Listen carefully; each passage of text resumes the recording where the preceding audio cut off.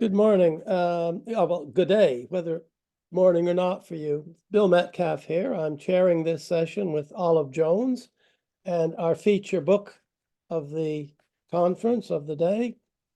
Now, Olive Jones and I have known each other for since some of you weren't born. It goes back a very, very long time. She was a New Zealand scholar. She has a PhD in sociology, anthropology rather, and was a member of ICSA for some time. And she's living in Auckland now, and we're here, and we're looking at her book, Commune. I think you can see all the little feathers down the side. That was when I was reviewing it for Communal Societies. It's a brilliant book. It's a brilliant piece of research and a real insight into Olive's life, but far more important, a community called Graham Downs. That's really, really interesting story. I highly recommend it. So anyway, Olive and I are going to be in conversation, and then we'll have Q&A a little bit later. So I'm going to turn over to Olive now to talk about her book and why she wrote it, how she went about doing it, etc.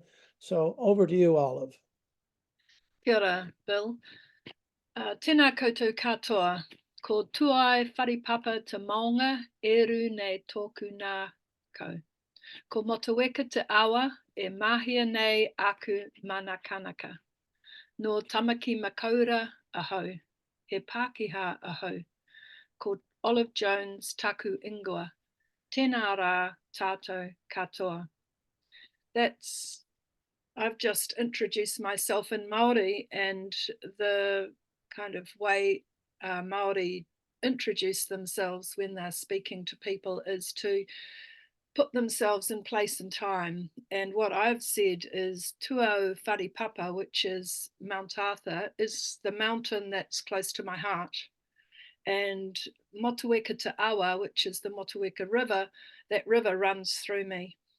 Tamaki Makaurau, I live now in Auckland, and I am Pākehā, New Zealand, which is, I belong as a New Zealander, but I am not tangata whenua, the Māori people.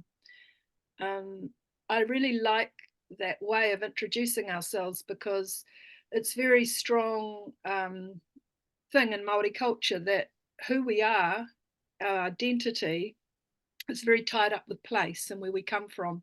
And though I come from a family that moved a lot around New Zealand and I don't have a hometown, when I moved to Graham Downs, this community that I've written the book about, I've had a very powerful sense that that was my place. Turanga Waiwai is the Māori word for the place I stand. And though it's a really long time since I've lived in that community, it still deeply informs who I am and who I have become as a result of the experience of living collectively. So that was my introduction. This book is an account of the rise and fall of a commune in New Zealand that began in the mid-1970s and has only very recently, I say ended in inverted commas because it's only recently stopped being an open place that it was before. And I'll get to that as we talk more about the book. I wrote it from the position of a founding member. I first joined the group in my teens. I was barely 18, and I was a key participant for almost 20 years, finally leaving in the 90s when I was 34. And despite it being a long time since I've lived there, I've maintained a connection and an interest, and in 2020 became involved again, and that will become apparent as we talk. The book's kind of got three main threads. It's a commentary on a social experiment. It was experimental because it was labelled an anarchistic commune in that the group were very resistant to imposing a structure or having a membership or rules. So it was an open door commune. It differed from most other communities, alternative lifestyle communities as they were described, of that era, because it was an arable farm, whereas most people bought fairly marginal land to set up communities, and the focus was very much on food production. So that's one of the threads of it. Secondly, it describes our efforts to be self-sufficient, which involved farming, old world style with draft horses and people growing quite big crops, and also the do-it-yourself mentality, doing everything from building our houses to growing the wool to make our clothes. And thirdly, it's a personal story, as Bill mentioned. It's a memoir of sorts, and it was a long time in its gestation, starting with me not being in the story at all. I was just describing a commune, and under pressure from my early readers, they said I had to be in it, and it morphed from being me writing about something as an invisible kind of, director, to it very much being the story that I went through. So it's personal and self-disclosing, and I've been through all sorts of periods of feeling deeply uncomfortable about that, but the feedback I've had since it was published, it was published in September last year, so it's still relatively new out, has been quite overwhelming. People have spoken to me a lot about how it resonated with their own experience of community and their own experience as women living in an open kind of community. Also, the feedback I've had has been that it has been an important contribution to a very slim shelf of books that are actually about communal living in New Zealand, which is surprising because we've got quite a strong history of it, and Bill is going to talk a little bit about the history of community in New Zealand and the literature on it. So I'll let Bill give us a wider context, and then we'll come back and I'll talk a little bit about the book and what it's about. Over to you, Bill. Thanks, Olive. As I said before, it's the photo on the front. I don't know whether you can see it well enough, but it's a picture of Olive Jones as a younger Olive sitting on top of a load of hay, a dray with hay on it, and the horse pulling it along. And I think it's an incredibly evocative photo that really captures the essence, the spirit of the community in some way. Partly because growing up on a farm, the absurdity of carrying in so little hay as that strikes me. But I grew up on a commercial farm, and where we had to have a lot of hay, and this was in Canada. But anyway, just to go back, if any of you academics have students wondering about a rich place to go in the world to research intentional communities that hasn't been done, probably the best place to go is New Zealand. Second best might be Australia. We've got lots still to do in spite of me devoting my life to it. But there's a lot in New Zealand, and there were a lot more, of course. They come and they go as they do everywhere. And I just thought I would just quickly touch on this. Now, New Zealand, of course, is one of the more recently European settled parts of the world.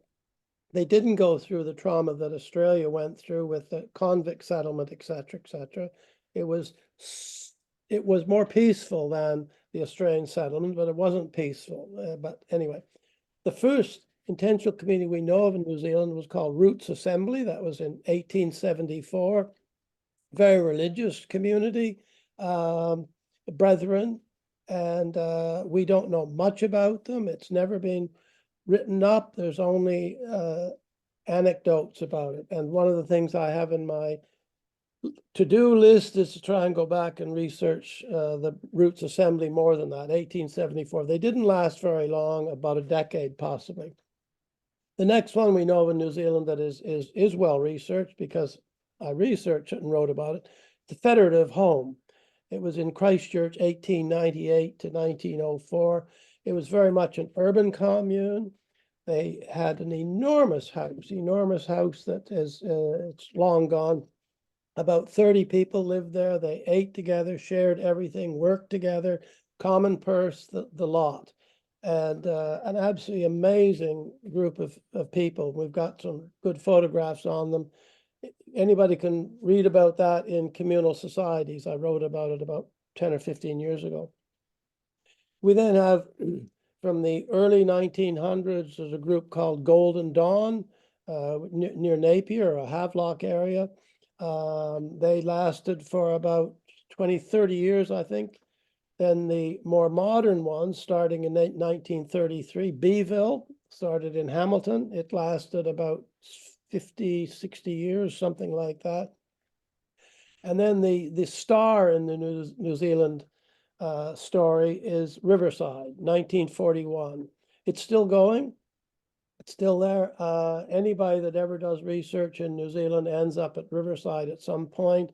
They're now, 83 years old and still thriving.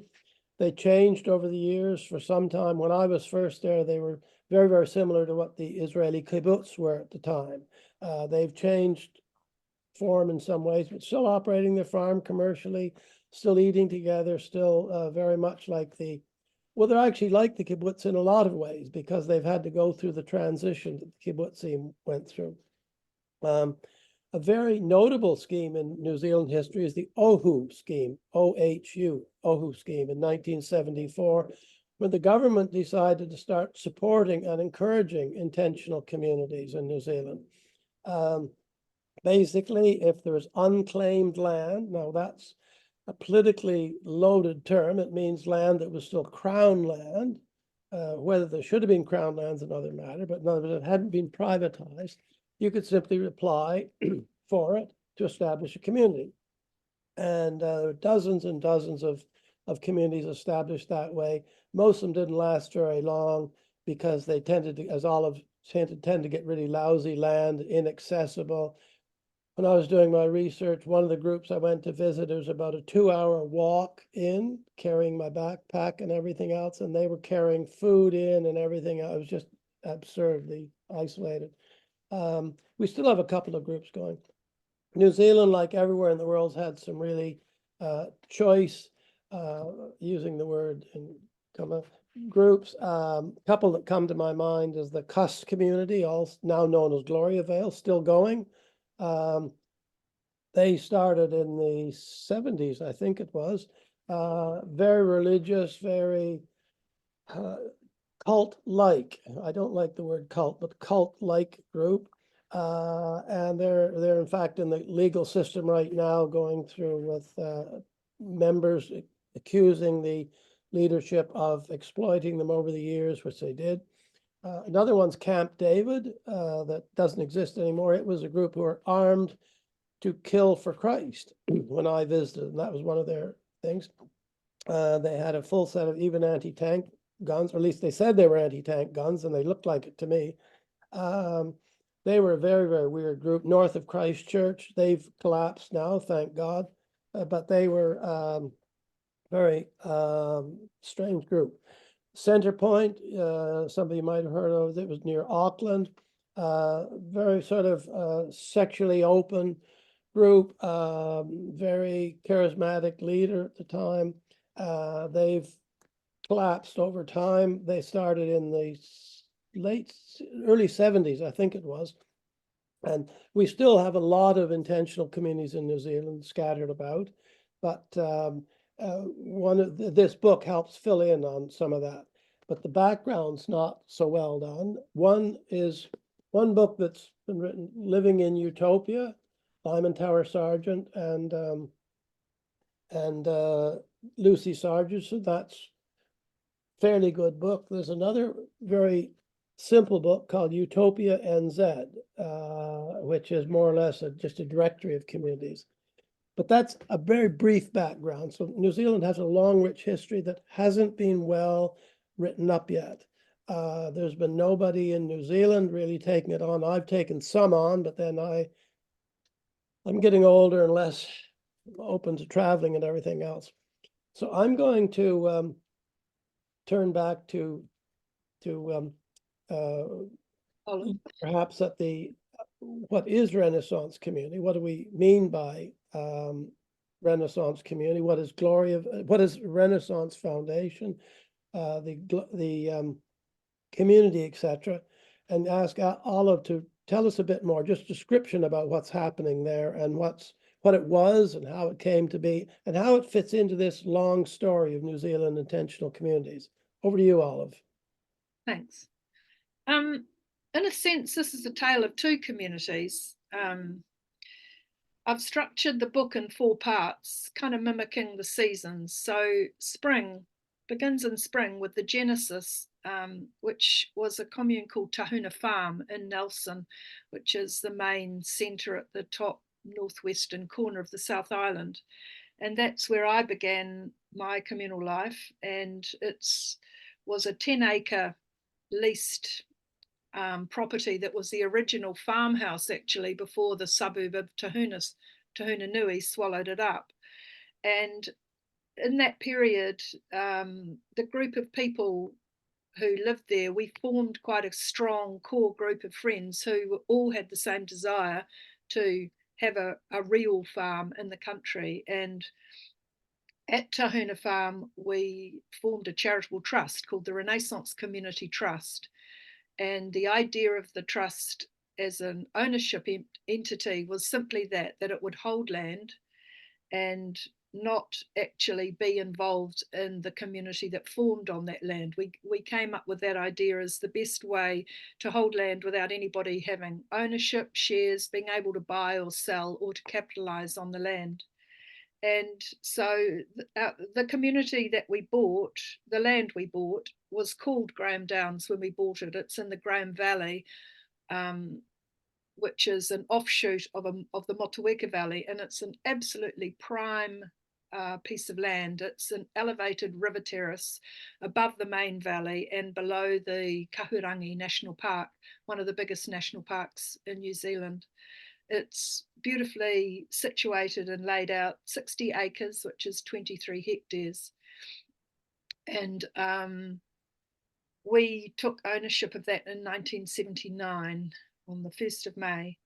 So the spring part of my book, the genesis, is Tahuna Farm and how the culture of, I don't like using the word anarchy because it's so misused. It's always kind of used synonymously with chaos.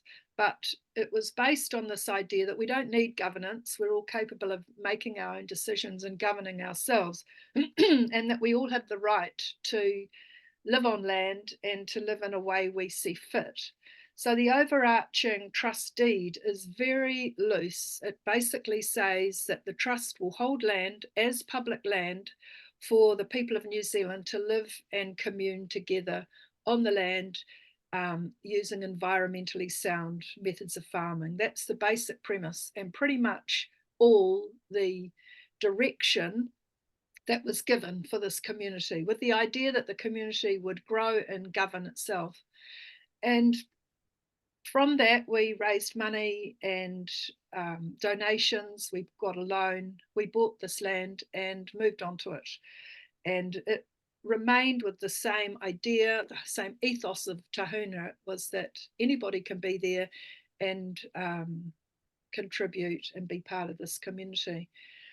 So that leads us to summer, this next season, which I describe as the maturation of that vision. And for probably 10 or 15 years, it was absolutely extraordinary. Completely open to anybody who wanted to turn up. There was the core group from Tahuna who brought the draft horses, built a big barn stable building, grew acres of grain, big field crops, really attracted incredible energy, creative people, excited people, but of course opportunists and people who didn't really fit very well in mainstream culture. And while we were a strong, cohesive group, that was okay. We could assimilate those people.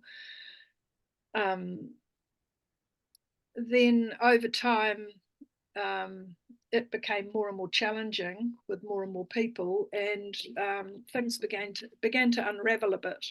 I'll just read a little excerpt from that early period when we first moved to Graham Downs. It says, "It was extraordinary how people came to hear about the Graham. It seemed to be a magnet for people from all over the world, drawn by word of mouth to this open land commune up the Motueka Valley. We'd ask new arrivals how they'd heard about us, and they'd say they'd swapped addresses in Amsterdam or while walking in the Himalayas or somewhere on the hippie trail through India. It was common to go into the main house to find 5 or 6 people speaking German, people from different cultures with different languages and life experiences mingled or circled one another warily."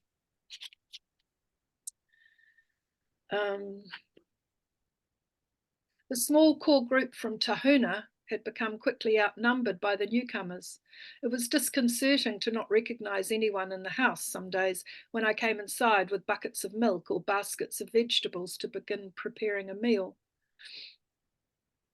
Some newcomers stayed a few days, others weeks or a summer. Others arrived with all their possessions, having already decided that this was where they wanted to live without sussing it out first. Generally, they became disillusioned, departing a month or a season later when it wasn't quite what they thought it was going to be. However, over that first year or so, a new core group began to evolve, consisting of the Tahuna group and others from a range of cultures and socioeconomic backgrounds, some with young children. By the end of the first year, there were around 25 adults and 15 children under the age of 11 living on the farm. So, like I say, it was a very dynamic and exciting place to live for many years. But inevitably, with the pressure of so many new people, the core group were quite challenged. We began by the property just had one old villa on it when we first moved there, and that was our community house. So people began life in a variety of house trucks and tents and buses and caravans. And then we slowly developed, started to build our own houses. And that in itself heralded another big change because we decentralized and we were no longer dependent on the main house for all our meals. Although for the first 10 years anyway, there were shared meals every day, and for a long time after that, haphazardly. But over time, the changes that happened were too much, really, to stay as a cohesive single group. And I'll read on from there. 7 years into our communal life on Graham Downs, people's lives were increasingly centred around their individual homes rather than the community house. House building took immense energy, time, and financial input, and it was inevitable that once people created their own homes and had children, they were less inclined to come to the main house for regular meals and social interaction. The houses were also constructed around the periphery of the farm rather than clustered together, and consequently, some of us didn't see each other for long periods of time. This shift away from close collective living began to compound as more newcomers arrived. They encountered a community where the established residents were focused around their own spaces, doing their own thing, and without a strong communal structure to engage with and contribute to, the newcomers followed the existing pattern they were met with and did their own thing too. While the development of housing precipitated major social change, so too did the introduction of the dole in the community. There'd always been a strong ethos at Tahuna, and it was carried up to the Graham that we were striving to live independently of the state, which meant being responsible for generating our own income and not drawing the dole or any other welfare benefits.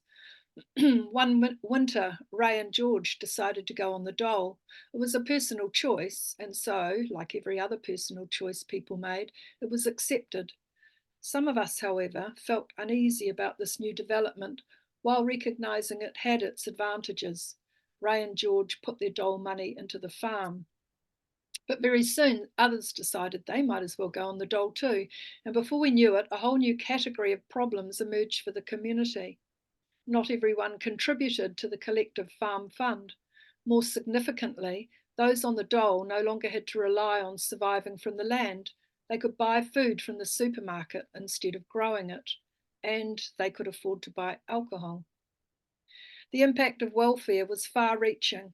An obvious outward sign of this change was evident in the big rubbish skip we had near the yard for inorganic waste. There was no rubbish collection service in the valley. We periodically had the skip emptied when it got full, which generally took months. But as soon as people started collecting welfare, the skip filled twice as fast. Plastic shopping bags full of packaging started appearing, along with disposable nappies, plastic bottles, and general domestic trash. These were items that had never been seen on the farm before. Just finally, it was an outward manifestation of the very thing that had motivated us to live an alternative lifestyle in the first place. It was also indicative of the ignorance and disinterest that characterised a second wave of people who simply saw the farm in opportunistic terms, a cheap place to hang out and do your own thing with no one telling you what to do. So that was an immensely challenging thing for the likes of us who were committed to the lifestyle and to the idea of self-determination. And inevitably, it created factions within the core group of those who wanted to tighten up, introduce a structure, a membership system, and those who were really committed to the idea that we were all able to manage our own lives. And of course, part of that was they didn't want to endorse anything that might curtail their own freedoms. So the group fractured and fragmented, and over time, almost all of the core members left. That's over a probably 20-odd year period. I was one of those. I left, and I'd built a house and had a child while I lived there, and I packed up my possessions and my daughter, and we moved to Hamilton in the North Island, where I went to university, because I was really interested in the way different communities structured themselves and what kind of culture they had as a result of that. So I studied sociology and anthropology and was fascinated reading about different cultures around the world. I also got a teaching diploma because I needed to earn a living, and for 20 years I taught primary school age children. In that 20-year period, I went back to university and did a PhD based around 4 long-lived communities in New Zealand, looking at how they were structured and how their structures influenced the way they evolved over time. I always retained an interest in the community and visited frequently my friends in the valley. My daughter's father stayed in the house I built until he died recently, and I was committed to taking my daughter, to visit and stay with him every summer while she was a child. I also kind of watched with a growing dismay as the place sort of fell apart. I wrote in my PhD about intentional communities versus circumstantial communities, and really that's what the Graham became. It seemed like it could never end, because there was nobody who could sell it, although the trust had the power to do that, but the trust were not engaged with anything happening on the farm. They were basically a sort of sleeping body. And so over time, the farm filled up with life's refugees, if you like, people with drug and alcohol problems, people who were not remotely interested in living off the land, but they saw a cheap place to live where nobody was, in authority. And over several years, it just went from bad to worse, with the police going up there a lot of violence and illegal activities and drug addiction. And it was just the most saddest, awful thing to watch from a distance. And I was really bothered that my daughter didn't feel safe when she went there to visit her father. And I thought somebody should do something. I felt really guilty that I was part of kind of creating this Frankenstein, it seemed like. It just had, there was no control. So anything went. And a lot of what went was pretty disturbing stuff. So eventually, when Sophie's father died, I acted. I approached the trust and said, would they be willing to resign, the trust board, would they be willing to resign and allow a new trust board to take over with the intention of making significant change? And to my surprise, they agreed. And I shoulder tapped a group of people who said they would join me in taking over the trust and basically closing down what was happening there, with the view of trying to re-establish a new healthy community on the land. So that happened in 2020, the middle of 2020. And in the first year, it was pretty ghastly. The council had been on the trust's case for some years, saying there was a very illegal housing situation. People were not living in legal accommodation, and that the trust needed to address that. So we started at that point and evicted everyone who was living in illegal accommodation. Some of those people had been there for many years. Some were young adults who had been born there. And it was a very distressing time for everybody. Probably 2/3 of the population was cleaned out of the farm. One of the parting shots was somebody burnt down the beautiful old historic villa that was our community house. And that brings us to the present, where there are still a few people living in the houses.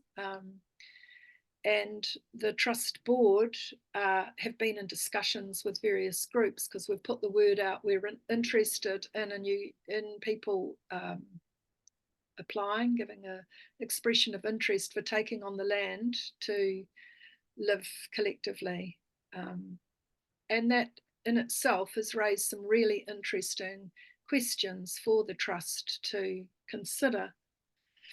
And some of those things are issues of ownership, issues of getting something for free, and what relationship the trust might have with a new community group. You know, having learned from experience, we're a bit reticent to just hand it over to a group of people. We don't want to give ownership to individuals, particularly if some venture fails, and then those people have the right to sell the land and keep the money from it. But also, we know that whoever's going to come onto that land needs money. They need to invest in a very ailing infrastructure, and we want it to be a place that people have a sense of security and tenure. So that's where we are in the present, still grappling with these ideas. And I'd be very interested in feedback from people who are experienced communards, what they might think about how best we might deal with this. It's a unique situation. We're sitting on a incredibly beautiful farm that has established woodlots, forest, orchards, fields. It has 8 houses. They're not all, 2 of them were demolished actually, but their permits still exist. It's ready made for a community to operate, but it's not an easy thing for a group to establish themselves independently and then move onto the land and begin communal life. And the people we've spoken to so far have had very idealistic kind of ideas about how they're going to form community, but they don't necessarily have experience on the land or practical skills or farming skills. So we're just taking it slow, letting the land be fallow and keep healing from a pretty traumatic period of time. And yeah, that's where we are now. Olive, have you received much feedback from other early members there? How do they feel about your book and the way you've presented it? I've been blown away by that. I've had people get in touch who I haven't spoken to or thought of for 20, 30 years. A lot of people, the feedback has been for them too.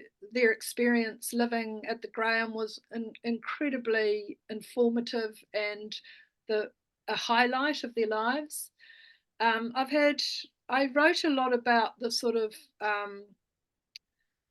open sexuality that was kind of prevalent in that era. And I've had a lot of women get in touch who have thanked me for kind of talking openly about that free love and um, everything that went peripherally around that. So I've been really surprised by how many people have responded very positively. It's been a bit disturbing as well because I've kind of outed one or two people. I toyed with the idea of giving everyone pseudonyms so that I could speak frankly without embarrassing anyone. But, you know, that's a really problematic thing because, of course, everybody who's involved or who was part of the story can very quickly work out who all the people were, and everybody else doesn't know them anyway, every other reader. So I settled for just using first names. There was only one family who I changed all their names because I described a pretty disturbing and personal episode that involved someone in a psychotic state. So I decided to protect their identity. But yeah, that was something I found quite difficult to talk about. One Mhm. person in particular has suffered quite a lot of backlash as a result of having his behavior, if you like, kind of openly spoken about. But I felt bad about that to start with, but now I've kind of evolved and think, yeah, we all have to suck up the consequences of our actions soon.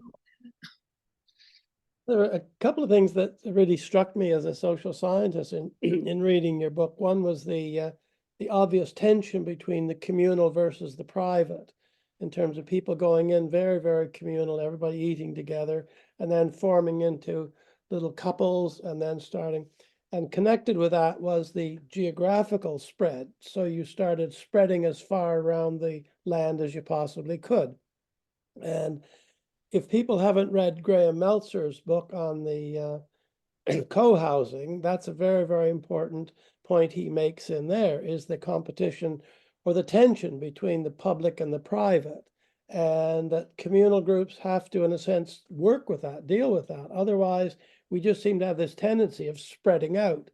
And that's exactly what happened there. The family took over from the collective more. People spread around so that they couldn't just, you would almost have to phone people up. So I think that's really, really important lessons from this. And I'd be curious to know how Renaissance Trust, or well, whoever takes over the land from Renaissance Trust, copes with this, because otherwise you end up with the same problem. I mean, if we look at the story of the kibbutzim, they went through the tension between the collective and the private, and in the end, the private won out for most kibbutz, where people started raising their own children, keeping home, eating at home alone, that sort of thing. And I think there's something built into us. I'm not sure what it is. There's a strong collective urge built into us, but there's also this idea of spreading out and doing our own little private things. And it's something that I think is going to be interesting to see how you cope with whoever takes over the land, and how are you going to choose who gets to take the land? Is there much competition? Are people lining up saying, "Let me go over"? Yeah. Okay. Well, first of all, that whole thing of the public and the private, that is parallel to young single people and family units. I think as you mature and get a partner and have children, there's an inevitable kind of development of how you want to live. Eating collectively every day is a very different thing from being in your own space and living. And I think that's a kind of universal theme. But in terms of how the housing went on our place, yeah, we didn't have a master plan. So we didn't really think about designing how our community might look. But the other thing was the process of getting permission to build was pretty fraught. It was a time where one title of land was allowed to have one house on it, and we applied for 15 to build 15 housing units, and that flipped the council out, as well as of all the locals, of course, who was got up in arms about us. We were one of the early communes in that area, and they were saying, well, you know, how come a commune can have 15 houses and everybody else can't? So that in itself created an immense stir in the valley, with a petition to the council from the local landholders wanting, you know, them to stop communes before it's too late. And we had to justify why we wanted 15 houses, and we explained our desire to be a community, and that our farming required a lot of people power because it was, you know, unmechanized. And we justified the houses as workers' accommodation, and we said we wouldn't use the arable land for building the houses. So consequently, the houses were all built around the very outside perimeter of the farm, so that the centre of the farm could be clear for farming. And that was kind of a condition of getting the permits. So that's one of the reasons why our houses were spread out. And naturally, the land lies in two kind of housing belts. So the two sides of the farm were the two sides that the houses were mostly on. And when we became factionalized, we always had the other side. So each side referred to the other side of the farm as the other side, and that became kind of enshrined in two sides with two very different ways of wanting to operate. But you're right, Bill, we've now got a place that has those sites, and we do run the risk of that happening again. The two houses that have been demolished make it a bit simpler, because those permits still exist, so they can be rebuilt, and they don't have to be rebuilt on those sites. And certainly we would hope that a group would rebuild two houses in amongst the other existing houses, which would begin to create a cluster.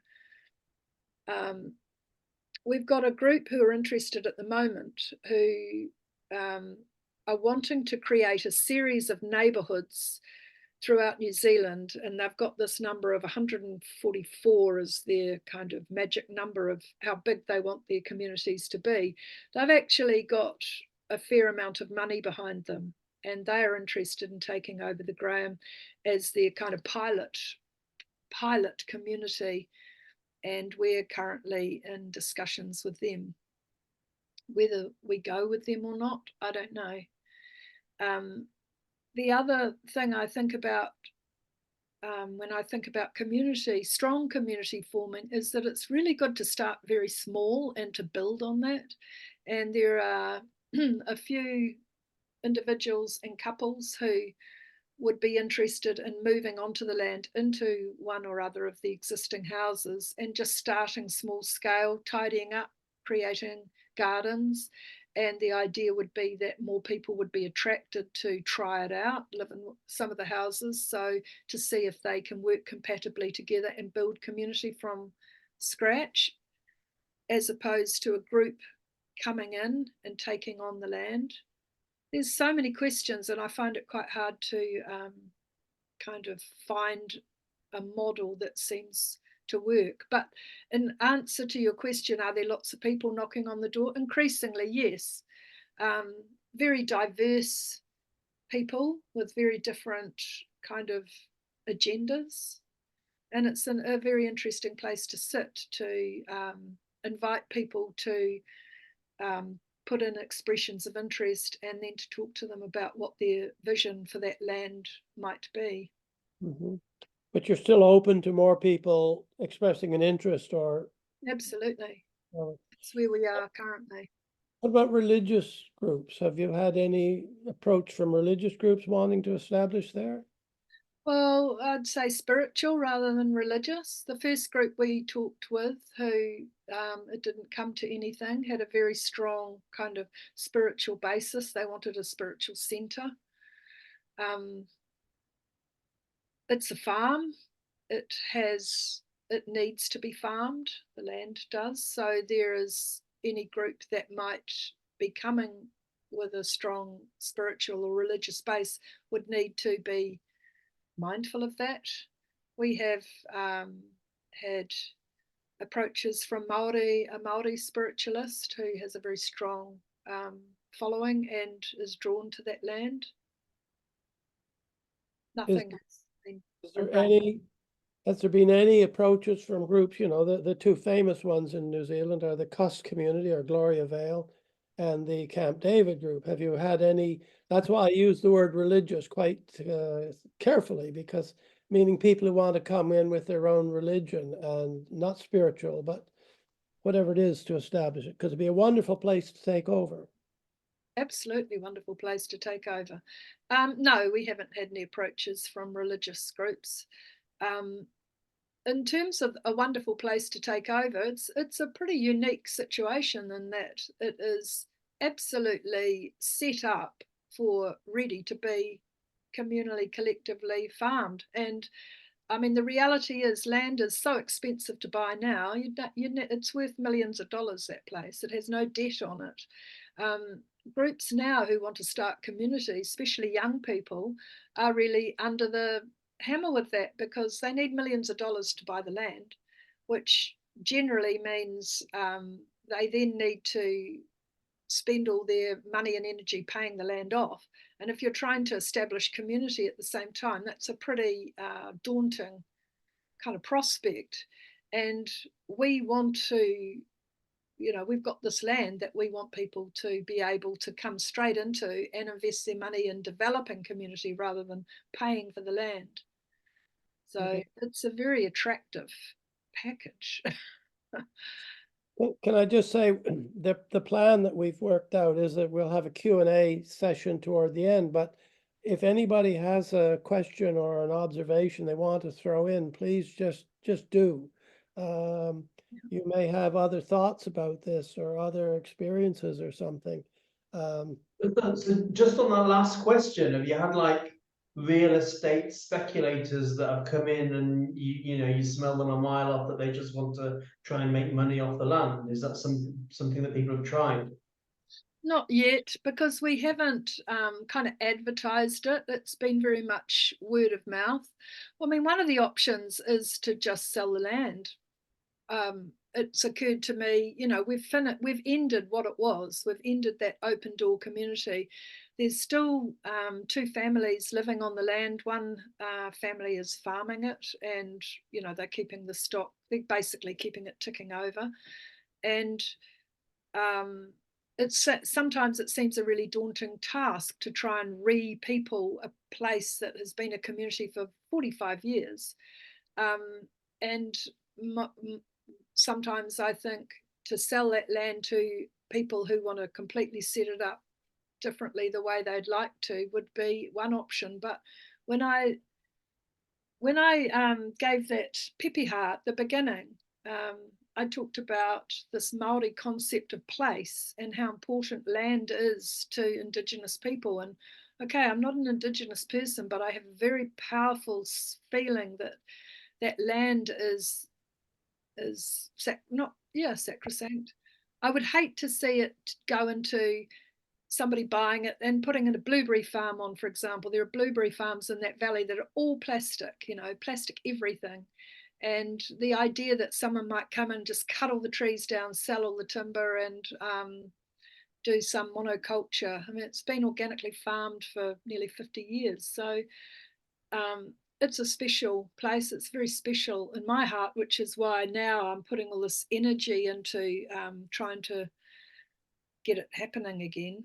I don't want to live there again, but I do want to see it be passed into hands that kind of honour the original idea of the trust. We're thinking of maybe advertising nationally, like put a call out to anyone in the country saying, this is what we've got. Come to us and talk to us about your ideas.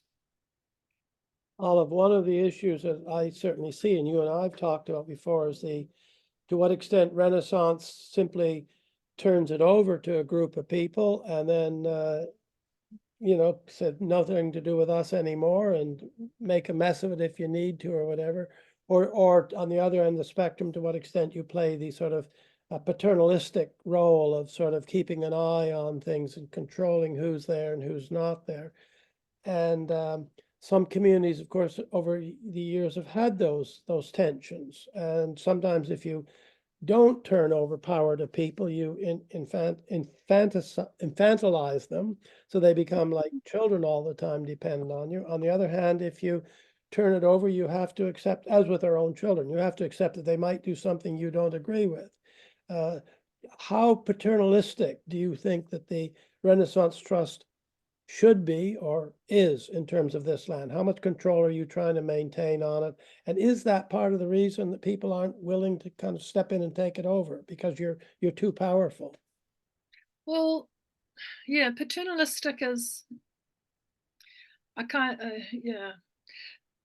One of the reasons one group pulled out of discussions with us was because they weren't comfortable with the trust retaining that kind of power.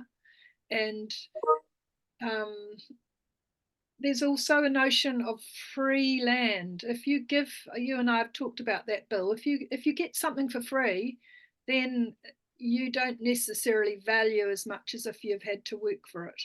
And it's something, if you've got it for free, you can walk away easily.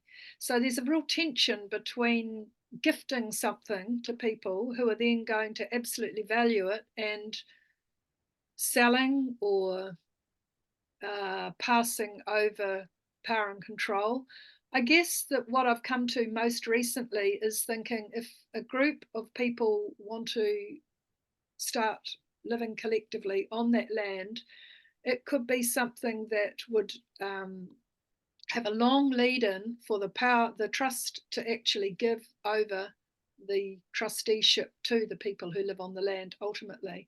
So I'm imagining like a 2-year, 5-year, 10-year kind of review process where at the end of, say, 10 years, if it's really obvious that those people are secure and strong and it's working, then you then say, right, you can take over the board, and they then own the place, and that they control the trust that controls the land.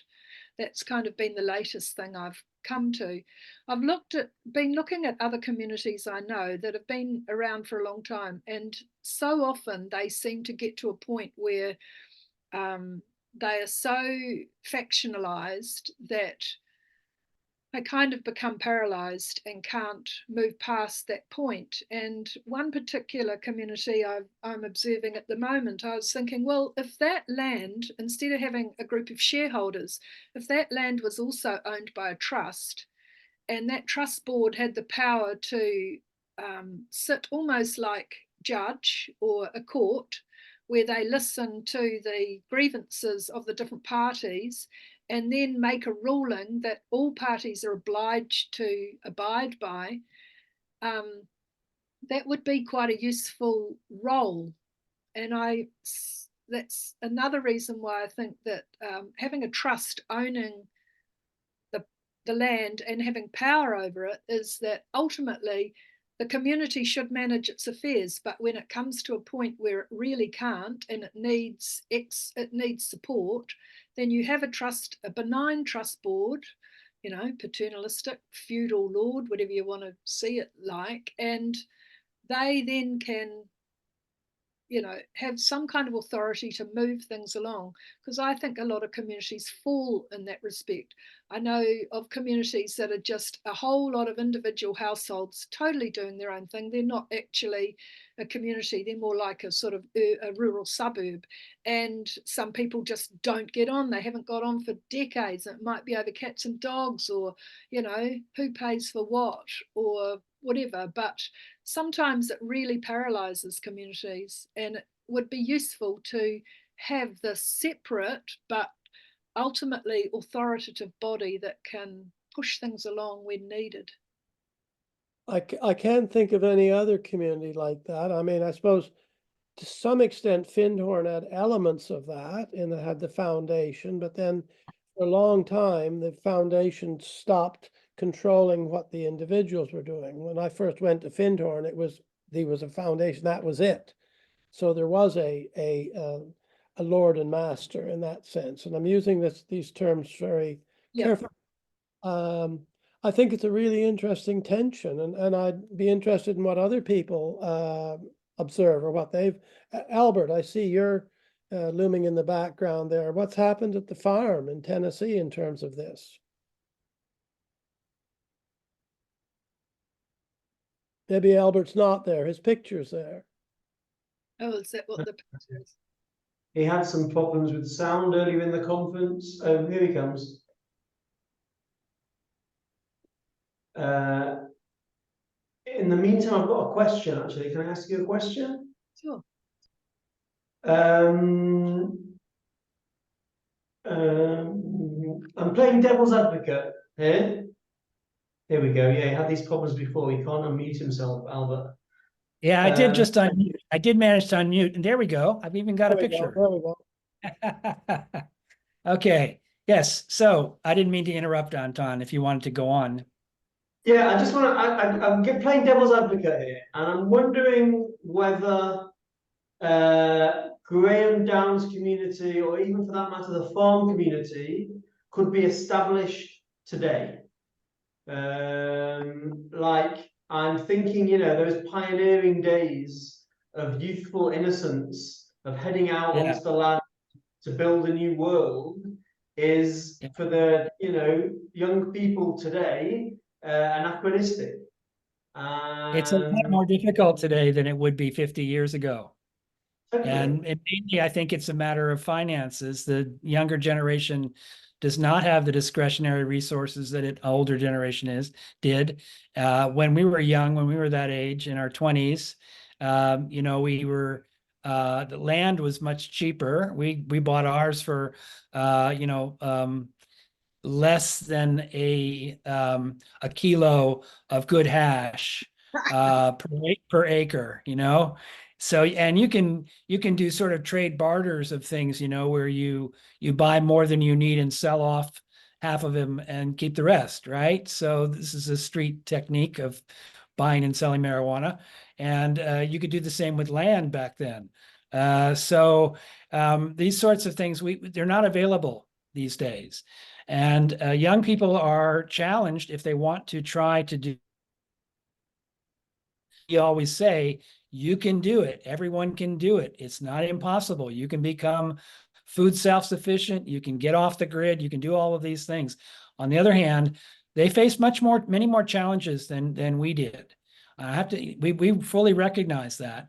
And I think there is this issue that you raise, Olive, of how do you integrate and matriculate newcomers and elevate their values to the point where they're not just freeloaders. And there is the free rider effect if you're not careful about it. And we learned that the hard way in many respects. We were an open gate community. Anyone could come. It didn't matter if you were straight out of prison, if you had a drug addiction, if you had some major disability that required constant hospitalization, if you were a little bit crazy and had to be watched all the time. All of that, we sort of integrated it and says, we're the end-all cure for anything. We can cure anything. And boy, was that a mistake. And it nearly took us down, nearly took us apart. The learning was very difficult for us. But on the other hand, we went through it and we consider ourselves a school of change. And some of the way we developed to change was more formal structuring, things like bylaws that are quite strict and committees that set rules and financial checks before you arrive, and things like character references, whatever, all that. Periods of probation while you're there. You know, so these kinds of things came in gradually, and we would hire attorneys and set up formal documents and create contracts and all of that. We learned that the hard way. We went from how many anarchistic hippies does it take to screw in a light bulb? Well, they have to get to agreement, you know? And we went from that to being able to actually function in the real world. Thanks, Albert. Any other comments? Anton, what happens in Mishol? How much individual power do you have compared to the collective? How does that operate?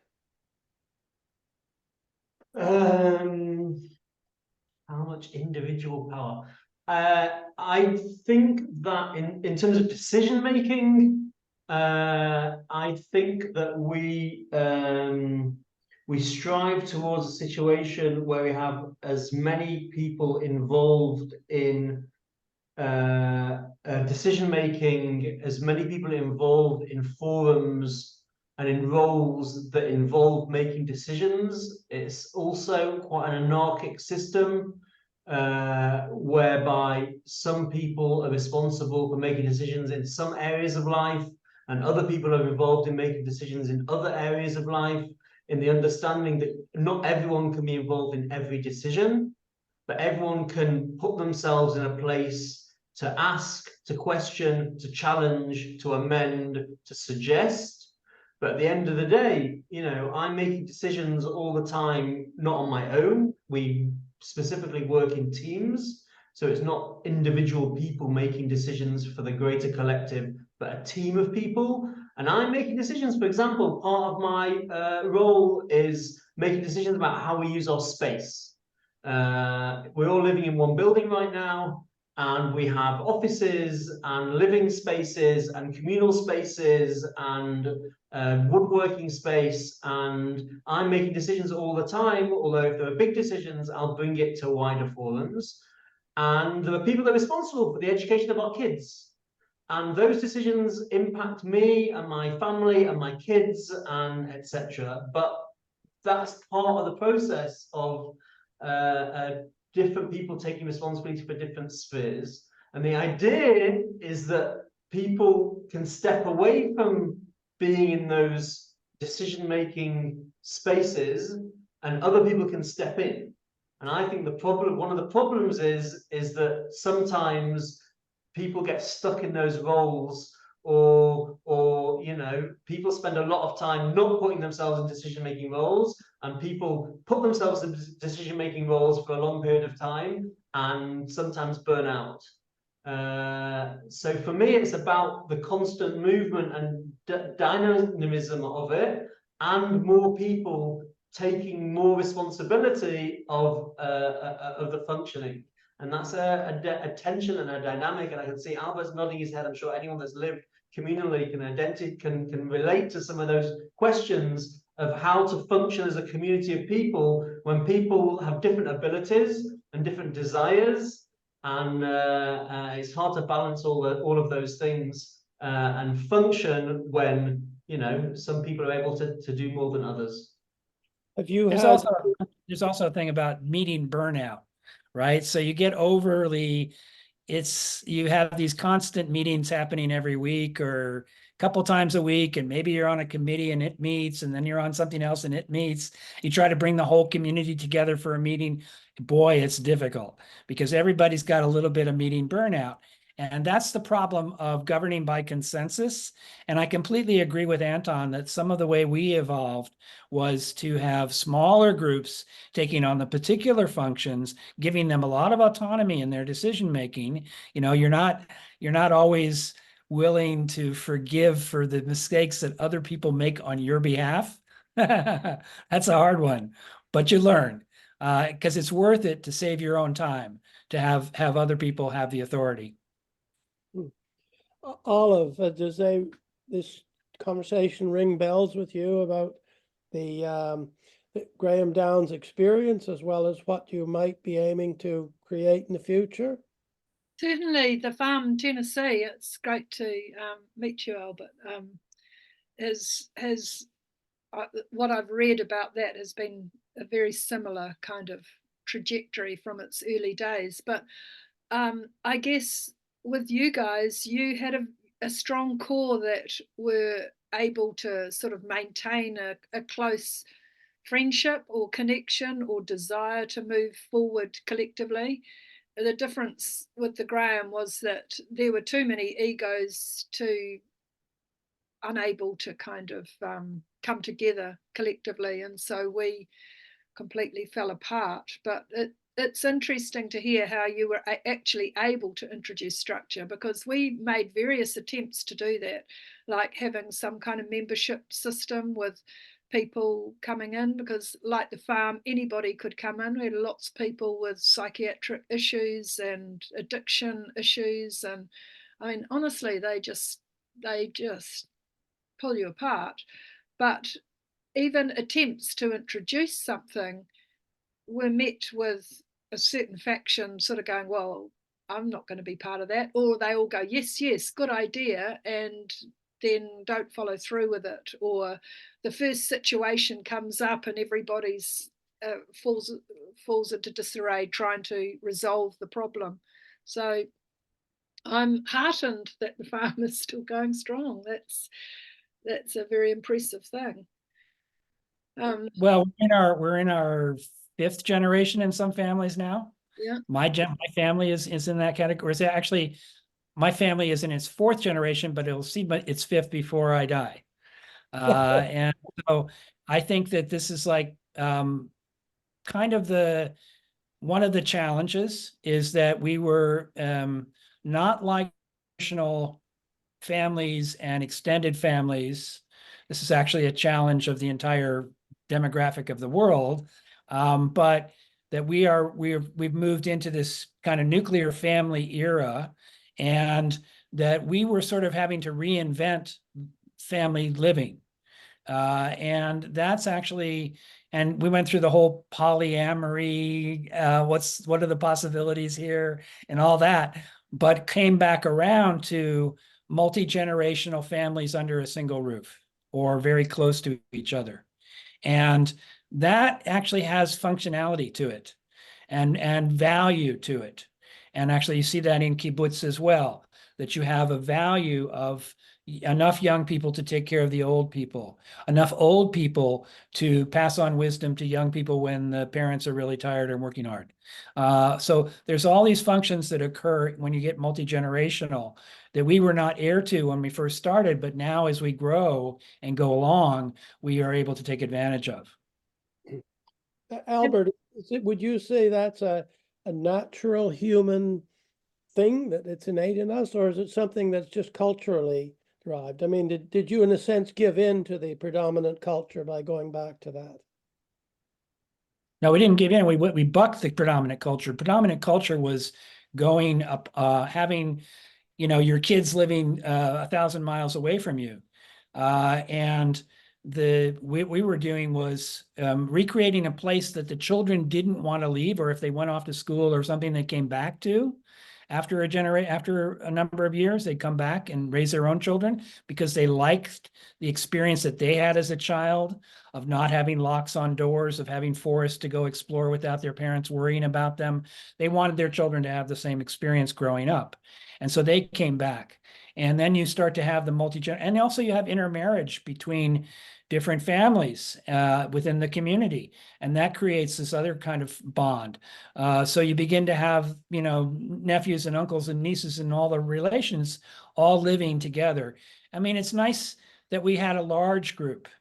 We were a few hundred to begin with, grew up to more than 1,000, shrunk back down with financial crisis to a couple hundred, and now are slowly growing back out again. And I think you need a certain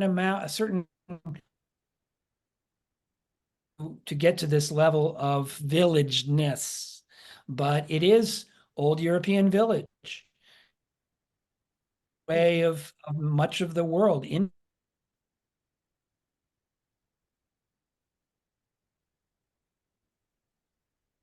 You're fading, Albert. Yeah, it's frozen. Okay, well, Olive, back to you. What does all this mean to you? I wanted to bring Albert in because I see similarities with the farm and Yeah.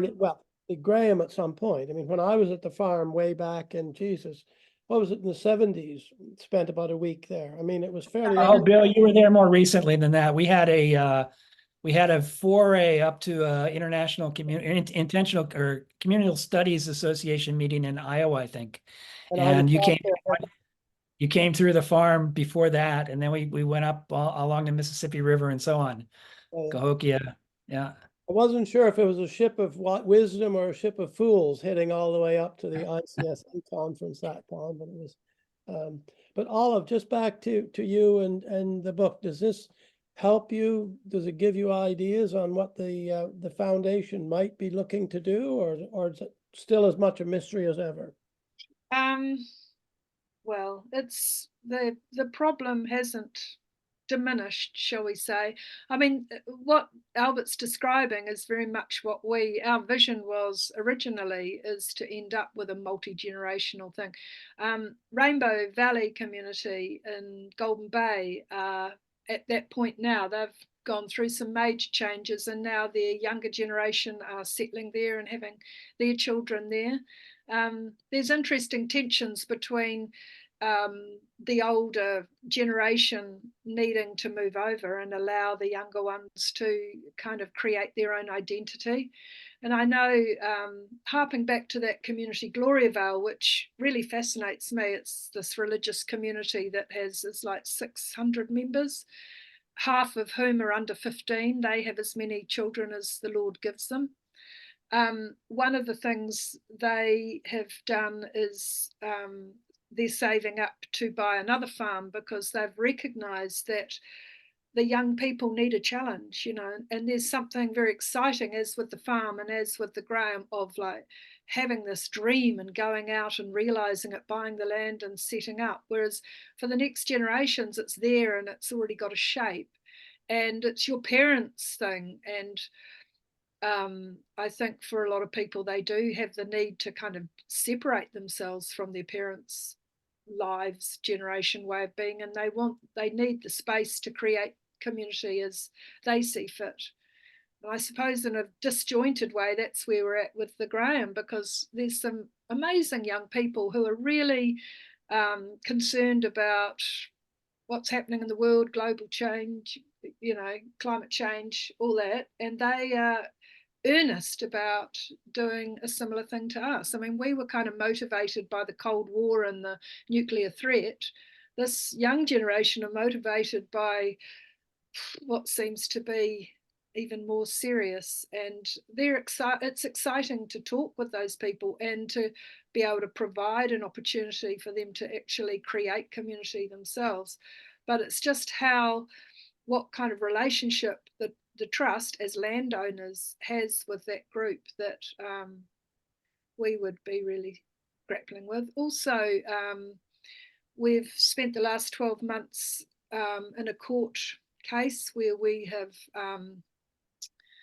trespassed a person who wouldn't leave, and they have challenged us legally, and we're still waiting for the verdict. It was heard just before Christmas, but that's been an interesting process, if a distressing one, where the trust is actually being tested in court as to the power it has over its land. And depending on the outcome of that, whether we're successful or not in that eviction, will kind of, if we are successful, put us in a much stronger position in terms of knowing and it being clear that it's not free land for the people of New Zealand. It's not public land as the trust deed stated. So we've got some things there to resolve and overcome, but I am reluctant to relinquish the trust as the landowner until I'm absolutely sure that whatever replaces it won't kind of deviate and end up going down the capitalist model of land ownership and making it so that only people with money can afford to be there, because that was another one of our strongly motivating factors, that the right to live on land shouldn't be according to how much money you've got. I mean, All of you said something I want to just jump in and mention. There's this division between the youth and the elders, It's natural. And you have to realize, the elders have to know that they have to be able to hand it off. And that means that the youth have to gradually take more responsibility all the time and be able to shoulder all the burdens that the elders may be wanting to get rid of. And so that's a difficult transition. You have to give up as an elder, you have to give up. And as a youth, you have to be able to take on responsibility. And some do and some don't. Some of what we did during the pandemic, this came about. And it actually came from the youth, not from the elders.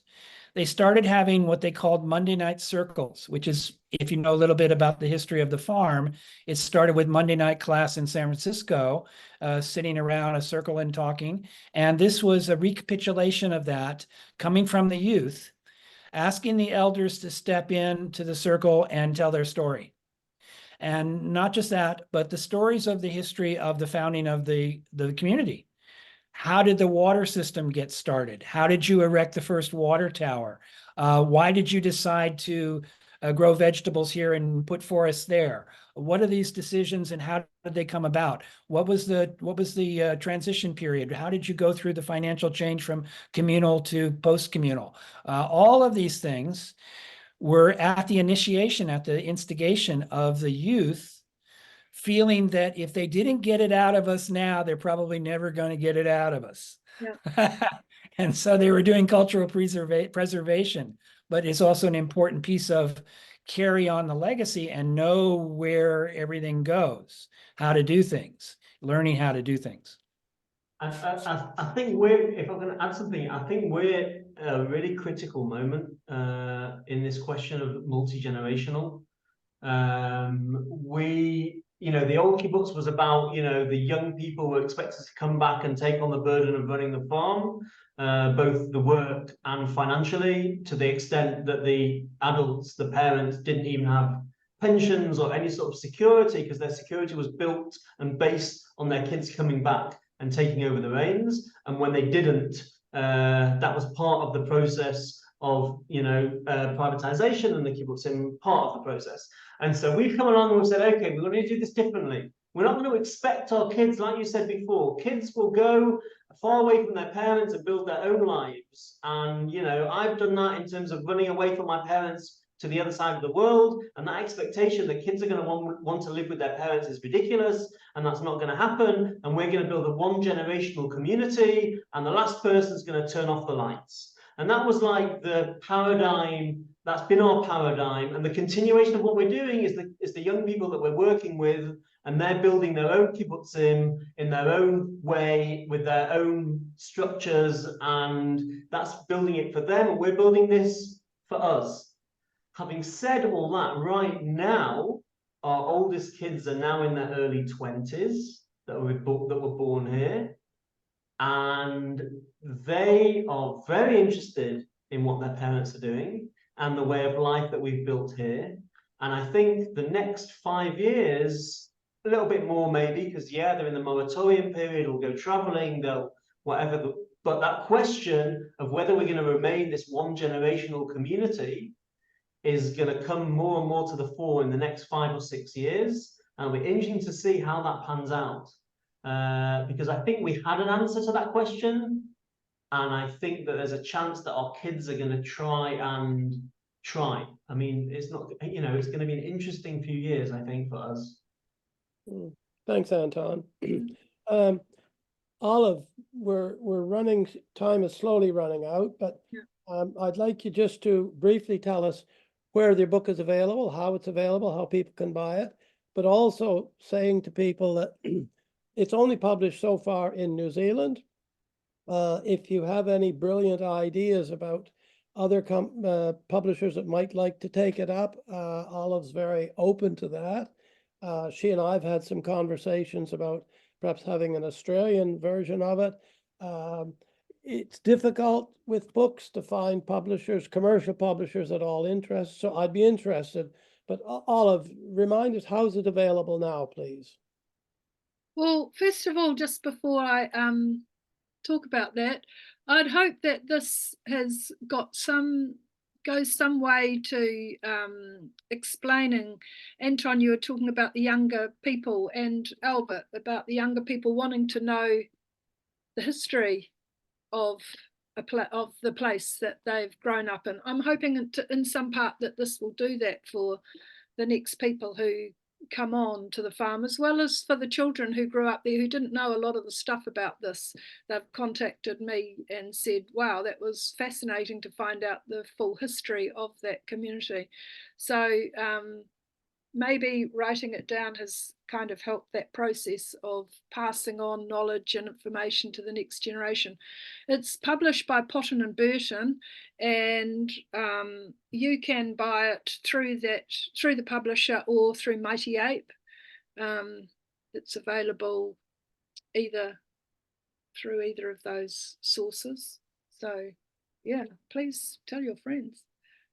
And have you had any approaches from overseas publishers? I mean, I think this is a brilliant book. It's about New Zealand, about a New Zealand community, but as we've found in the discussion, it's about much, much more than that. I mean, it rings bells in Israel, America, certainly in Australia, in intentional communities. I mean, it's not a unique story.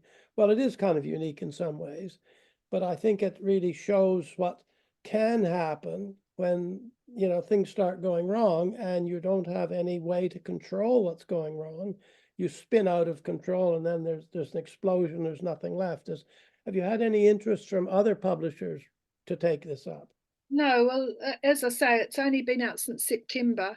They've got the Readers and Writers Festival run starting up in March, which I'm going to be speaking at on those rounds.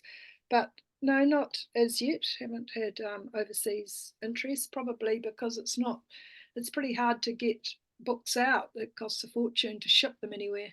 Yes. It is an issue. And I mean, and then one wonders, should you really bother with a paper edition? Should you only be publishing online? Would that be a better way to do it? Oh, that's a whole discussion, books versus There is. Kindles. I don't know. Yeah.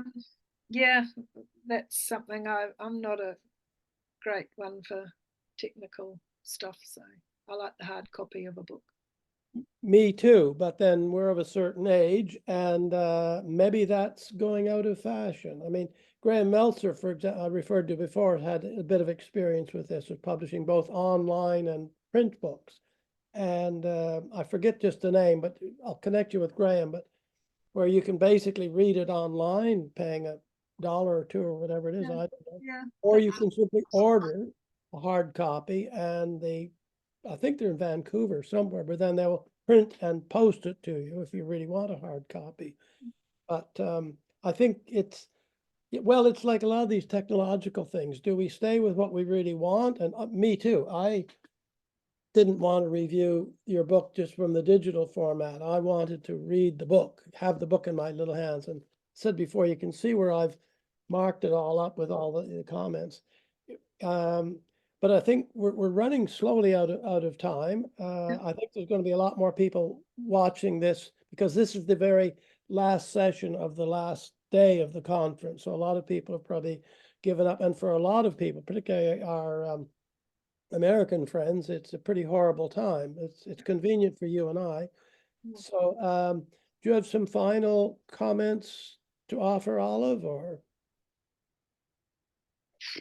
I kind of feel like I've pretty much covered it, but I just, in terms of the book, it's been a very therapeutic process actually, because one reviews one's life when you write a memoir, and some of the issues that have come out of it, particularly with feedback from other people and other women in particular, has been really insightful. And